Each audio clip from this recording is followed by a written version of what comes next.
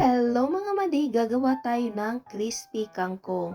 Ayan, so nag-prepare lang tayo dito ng 1/4 cup all-purpose flour at saka 3 tablespoon ng cornstarch. So paghaluin natin ito and then nilagyan ko ng pepper powder.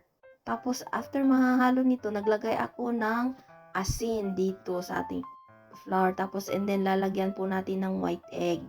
Pero mas masarap talaga kung lalagyan nyo ng crispy mix itong ating ginawa. So, naglagay ako ng 1/3 cup na cold water na tubig. Dapat kasi cold talaga yung ilagay natin para crunchy po yung kinalabasan ng ating deep fry.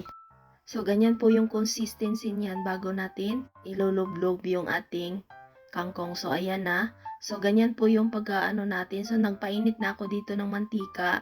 And then, after na mainit, saka po natin ilalagay dito yung ating dahon ng kangkong. So, ayan.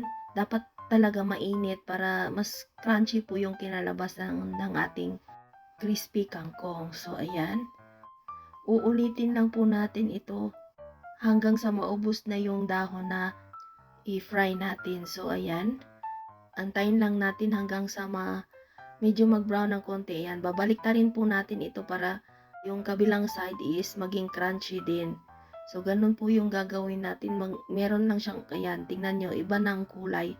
So, ganyan po magluto ng crispy kangkong para lalo po talaga siyang napaka-crunchy. So, binalik-balik ko lang ito hanggang sa maubos natin itong ating mga nakaredy na mga dahon ng kangkong. So, yung pangsawsawan nito, hindi na ako nagpakita yung ginawa ko, yung instant na mayo at saka ketchup. Ayan, tapos na mga madi. Tayo'y kakain na. Ayan, tingnan natin gaano siya napakalutong. So, ayan, tingnan nyo, diba? Yung crunchy niya. So, thank you for watching mga madi. Kain tayo.